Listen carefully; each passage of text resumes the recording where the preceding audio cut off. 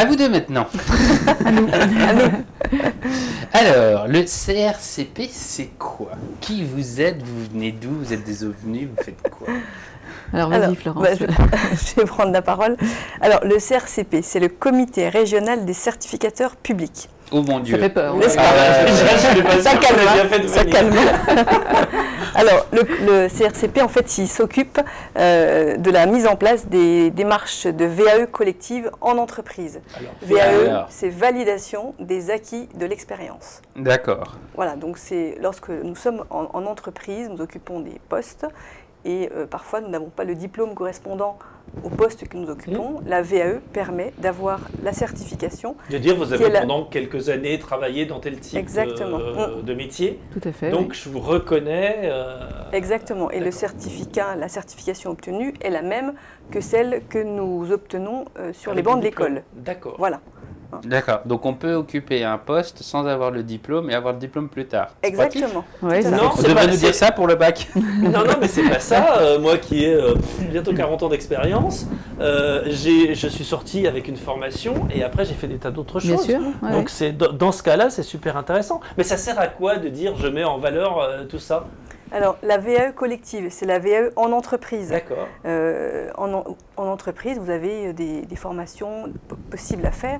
La VAE collective, ça permet de créer une émulsion avec les équipes de l'entreprise, de faire monter en compétences ses salariés. Les entreprises ont actuellement des obligations dans les entretiens professionnels, tous les 2 ans, tous les 6 ans, c'est ça.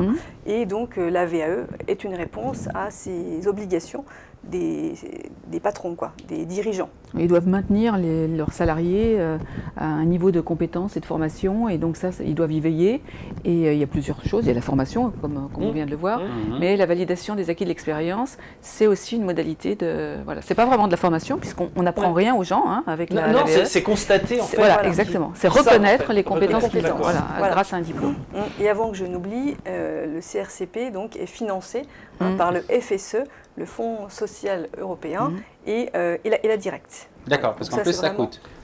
On n'a pas de compétences en plus, mais nous payer. Ça coûte. Oui, il faut bien que les gens quand même, voilà, le CRCP soit payé.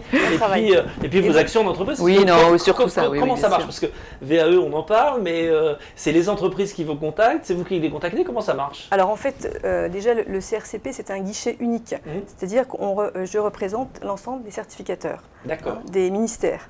Voilà, donc effectivement, soit les entreprises connaissent la démarche de VAE collective et nous appellent, soit moi je suis là pour les contacter, pour présenter déjà le principe de la démarche aux dirigeants ou aux RH, et ensuite, s'ils sont partants, le décliner aux salariés, et après donc on met en place un programme en expliquant les tenants aboutissants, les financements aussi de cette VAE.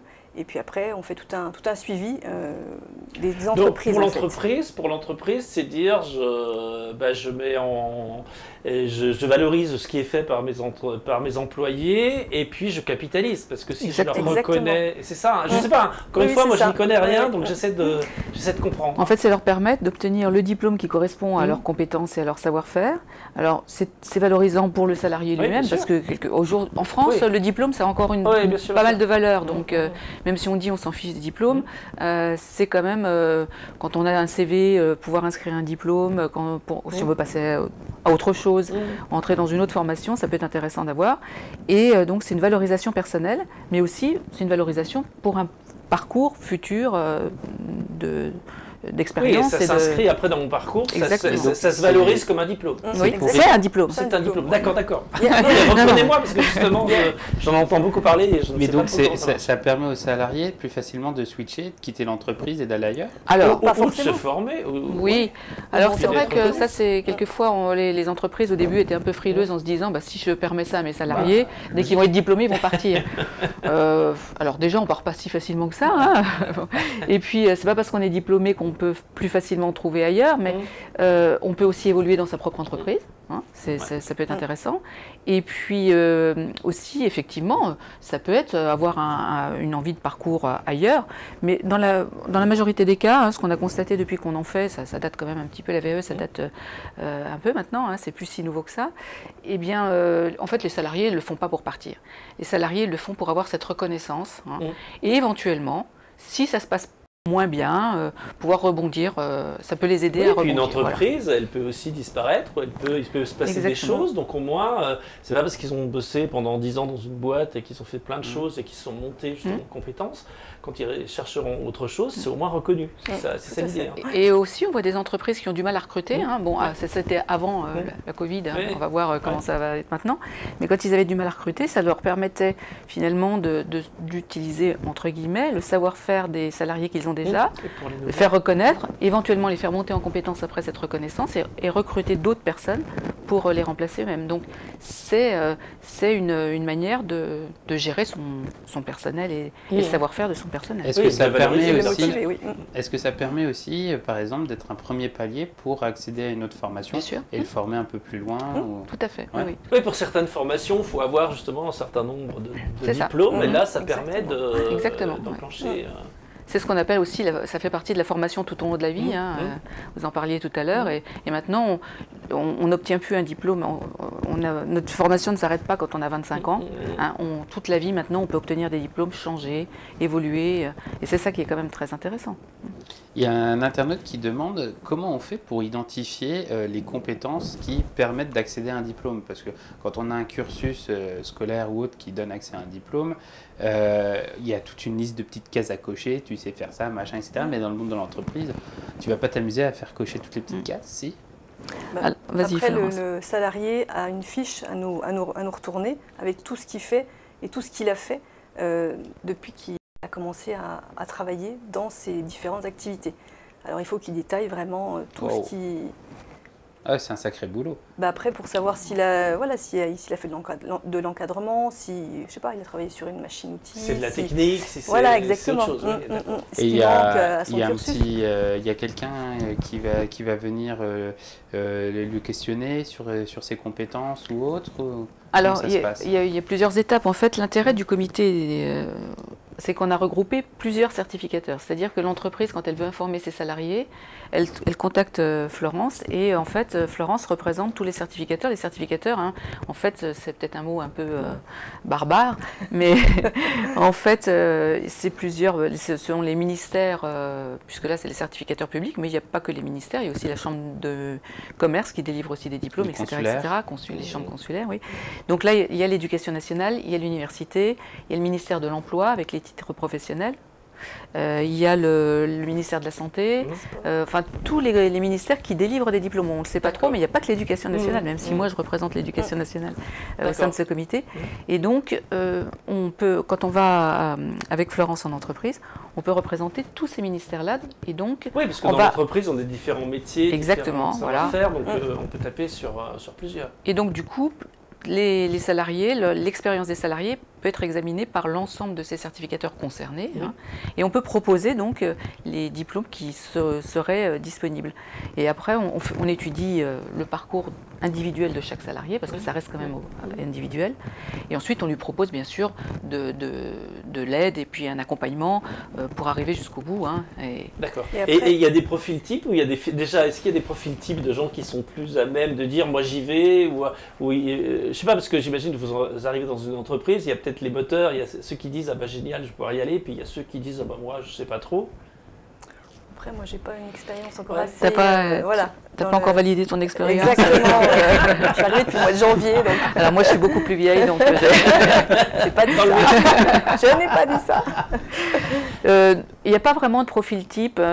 Quelquefois, il y a une crainte, parce que il y a un enjeu et une remise en cause quelque part, parce que peut-être aussi, je ne saurais pas forcément faire. Si je ne valide pas. Alors, il n'y a pas forcément. Je vais être dévalorisé par rapport à ce que je vais réussir. Est-ce que je vais y arriver? Si je valide pas, qu'est-ce qui va se passer pour moi? Voilà. Mais effectivement, quand on va présenter, quand on va expliquer, on a beaucoup de questions à ce moment-là. Et puis, bien sûr, il s'engage que les personnes qui ont envie d'y aller. Il n'y a aucune obligation, on ne peut pas forcer quelqu'un à le faire. Et les personnes qui s'engagent, c'est celles qui y trouvent un intérêt personnel. Et souvent, il y a un petit groupe qui s'engage dans une entreprise, les pionniers. Les autres, ils attendent un peu de voir comment ça se passe. Et puis après, voilà, il y a quelques entreprises dans lesquelles on fait régulièrement, tous les ans, des petits groupes pour... et voilà, en général, les personnes après se sentent quand même renforcées. Et je disais tout à l'heure qu'on leur apprend rien, mais dans un parcours de VE, dans la mesure où finalement on réfléchit à ce qu'on sait faire, à comment on fait, et on se dit ah bah oui, finalement je fais bien tout ça, et ça correspond à une certification, à un diplôme, donc c'est très valorisant, et ça renforce on est plus confiant, et puis voilà, exactement. Oui. Et ça, c'est une reconnaissance. Et du coup, le professionnalisme, on est renforcé. Et les entreprises le constatent souvent, ça. J'ai demandé mon diplôme de photographe. Mais bien sûr. Mais j'allais vous laisser une petite carte. Tu passeras après. Est-ce qu'il y a des filières qui sont plus partantes que d'autres ou... Je dis pas qu'il ne faut pas développer les autres, c'est pas ça, mais est-ce qu'il y en a qui sont partis plus avant que d'autres Alors, les diplômes qui sont les plus demandés au niveau national sont les BTS tertiaires. D'accord. C'est souvent un public féminin. Parce que... Ça j'allais vous le demander. Oui, parce que les femmes sont beaucoup plus courageuses, donc c'est elles qui s'engagent. On le savait déjà. Vous avez vu qu'on la parité. On le savait déjà. Oui, mais c'est bon de le redire. Si on va sur cette voie-là, nous, on sait ce qu'on sait faire. Vous avez besoin de le savoir. C'est intéressant. Mais là où vous avez raison, c'est que souvent, on demande plus à une femme de prouver ce qu'elle sait faire. Voilà, voilà, c'est mon côté un peu féministe, mais c'est la réalité des choses. Non, mais je suis d'accord. Moi, j'ai été très jeune. Moi, j'ai commencé mon entreprise à 18 ans. Et oui, tu es obligé de démontrer que tu sais faire, etc. Bon, je ne suis pas une fille. Mais voilà, je comprends tout à fait ce genre de démarche où tu es obligé tout le temps de prouver. Donc, déjà le tertiaire pour commencer. Oui, voilà, niveau BTS, tertiaire. Ensuite, on a aussi beaucoup. Alors là, par contre, c'est assez mixte, il n'y a pas de problème.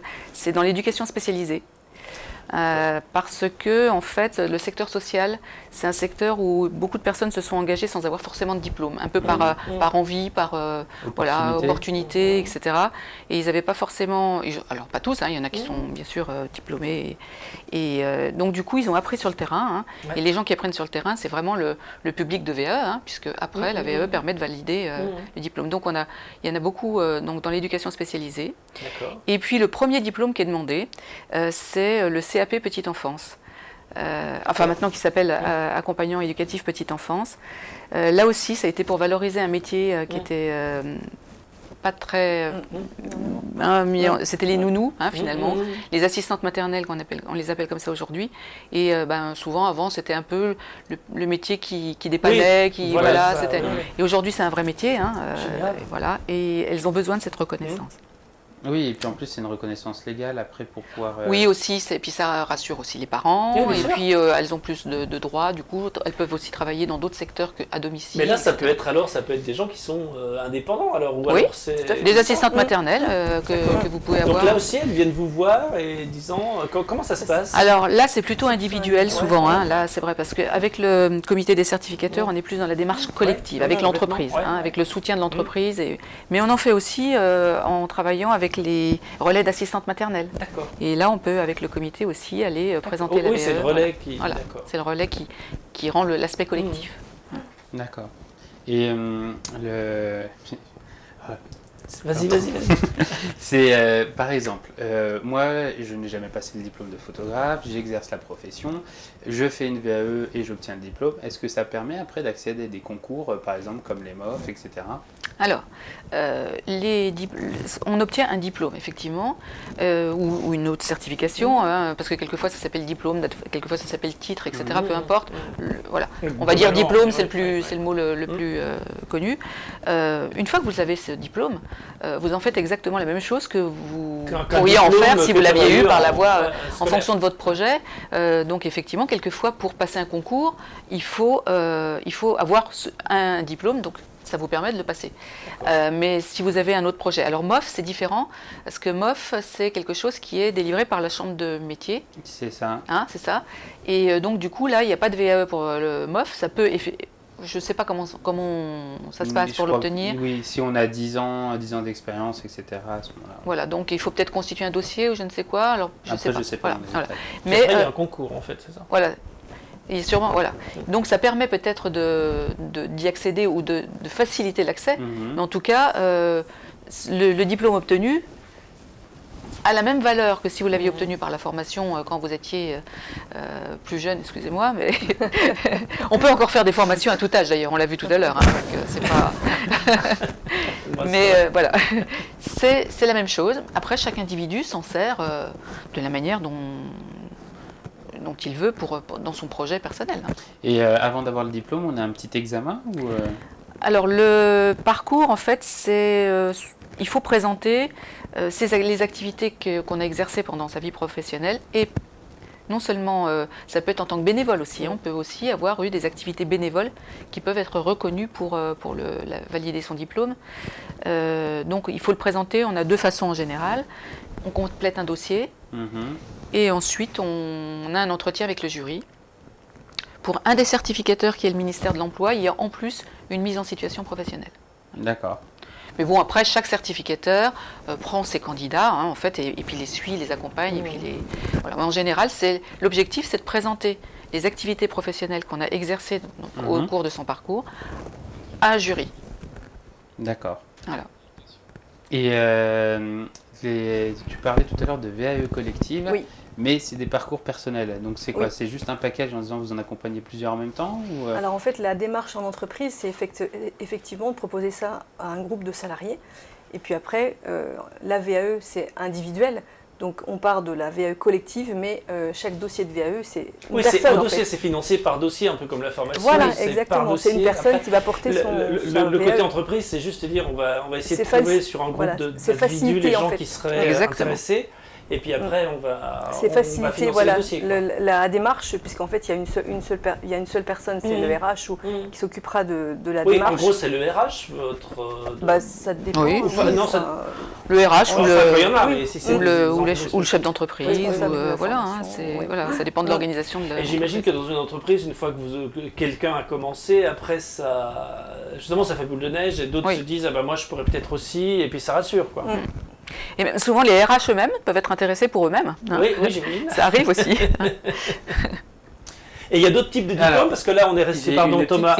Attends, Thomas, juste, je termine. Là, on a parlé de BTS, on a parlé de tout ça. Est-ce qu'il y a des diplômes même supérieurs qui peuvent... Tous les diplômes universitaires sont accessibles à la VAE. Oui, d'accord. Tu veux être doctorant?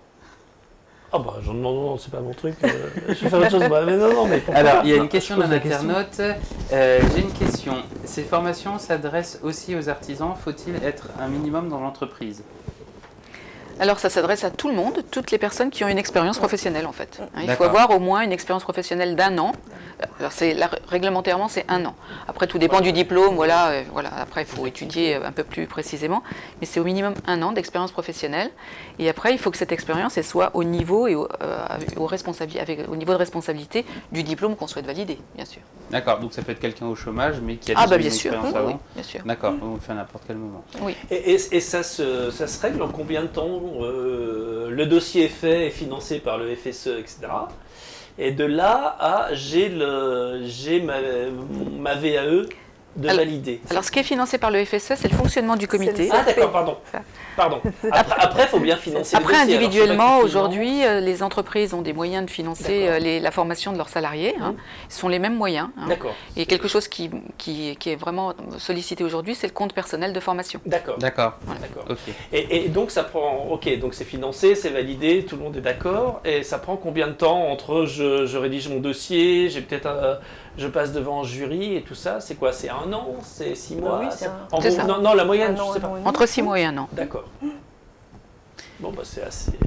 Et puis le diplôme choisi, en fait, quand les certificateurs étudient les fiches des salariés et les CV, il y a plusieurs diplômes qui peuvent être suggérés aux salariés. Oui, c'est eux qui les suggèrent aussi, parce que le salarié qui va faire le choix, évidemment. Voilà. Pas enfin, je dis moi, un diplôme une fois, l'individu, je fais plein de choses, je ne sais pas trop à quel diplôme je pourrais... C'est ça, voilà, on les aide à... On peut aussi partir comme ça, pas dire tiens, je voudrais ce diplôme, c'est dire je ne sais pas trop, j'ai X années d'expérience, à quoi je pourrais prétendre en fait. En fait, les donc il y a un rôle de conseil et de... Et il y a un autre internaute qui demande, c'est si on veut un diplôme, on fait le point sur tout ce qu'on sait faire, etc.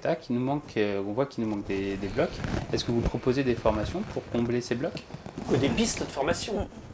Alors, et là vous avez complètement raison d'utiliser le mot bloc, parce qu'on peut aussi valider que quelques blocs dans un premier temps, pour ensuite accéder au diplôme complet par la suite. Parce que maintenant, tous les diplômes sont divisés en blocs de compétences. Ouais. Et donc, quelquefois, il y a une stratégie aussi d'accès au diplôme en se disant, je sais que voilà, j'ai des activités. Voilà, donc, voilà. Cette stratégie-là, elle n'est pas encore complètement ancrée dans les habitudes parce que c'est un peu nouveau. Et c'est vrai que souvent, on se dit, quand on veut valider quelque chose, on veut le diplôme en totalité. Mais le fait d'acquérir petit à petit un diplôme, c'est quand même quelque chose qui est nouveau et qui rend les diplômes accessibles. Les entreprises peuvent jouer le jeu en disant tu as eu tel poste, maintenant tu vas aller par là parce que ça te permettra de valider la suite, c'est ça? Exactement, oui. Voilà. Et l'intérêt dans une démarche collective, comme vous le disiez, c'est que si on repère qu'il y a des choses qui sont un peu manquent déjà à l'avance, comme on fait le parcours entre 6 mois et 1 an, quelquefois on peut combler certains manques qu'on a repérés par de la formation, un petit morceau de formation. Et puis aussi quelquefois en changeant un peu de poste ou en faisant évoluer un peu le poste sur lequel on est en accord avec l'entreprise. Et ça, c'est l'atout de la démarche collective, c'est que l'entreprise peut aussi, elle est actrice dans la démarche de ses salariés et qu'elle peut aussi apporter ce complément, etc., pour accéder plus rapidement encore au diplôme. D'accord. C'est co-construit en fait. Ces blocs ont des durées de vie? Non, alors aujourd'hui, c'est valable à vie. À vie? D'accord. Donc on peut s'amuser à valider plein de blocs et puis au bout d'un moment on dit bon j'ai tout ça de blocs. En gros c'est comme les Lego. C'est son côté scientifique ça. Non, mon côté Lego. Tu balances voilà, j'ai tout ça de blocs. Qu'est-ce que ça me valide? Oui. Alors. Mais ça prend quand même du temps. Oui, c'est un peu l'inverse parce que on valide des blocs d'une certification d'un diplôme. Donc pour l'instant il n'y a pas encore beaucoup de transférabilité entre les blocs. Mais on y travaille, mais ça prendra un peu de temps. D'accord. Oui, c'est la vision un petit peu du. Oui. Okay. Oui, c'est l'objectif, on essaye de faire. Ça débloque? Oui, exactement, exactement. Et vous voyez que dans la formation et la certification, on bouge. Ah oui, et donc là, avec le Covid, on a été amené aussi à se poser des questions et à faire de la visio. Ah oui. Donc du coup, on fait aussi des présentations en visio également ou en audio, puisqu'on a fait une information collective il n'y a pas très longtemps, en audio, avec plusieurs personnes. Les salariés qui posaient des questions, donc ça aussi on sait faire aussi. Donc, Et comment on fait pour vous contacter? Ah, ça c'est Florence. Alors, écoutez, il y a toutes les informations qui vont s'afficher, je pense. Mais nous sommes donc à Dijon, nous sommes basés sur le campus au bâtiment Canopé. Oui, vous êtes chez Canopé, d'accord, oui c'est vrai. Tout à fait, et on a un site internet également, et voilà, toutes les informations. Et donc c'est régional, c'est Bourgogne et Franche-Comté. D'accord, ok. Et c'est spécifique à la région? Non, chaque région a son... Non, c'est spécifique. C'est spécifique, d'accord. Alors il y a quelques régions qui le font aussi, mais c'est vrai que la Bourgogne, au début Bourgogne et Franche-Comté ont construit ce comité, et c'est vrai qu'à chaque fois qu'on présente aux entreprises, en général, se trouve intéressant d'avoir un interlocuteur unique. Oui, que d'aller dans chaque... et puis on va en entreprise ou maintenant en visio, on informe les salariés. Et, c'est beaucoup plus efficace. Exactement. Et du coup, vous êtes quoi? Vous êtes une entreprise, une association? Alors, les certificateurs publics sont des ministères, donc l'éducation nationale, l'université, etc. C'est les structures de ces entités. Et on a constitué un comité, mais le comité n'a pas d'existence juridique. C'est un comité de fonctionnement. De fonctionnement, voilà. Ok, d'accord. Eh bien, merci beaucoup. C'était super. Merci à vous. Merci beaucoup. Merci. Vous avez un nouveau client. Pardon, deuxième. Moi, c'est trop long.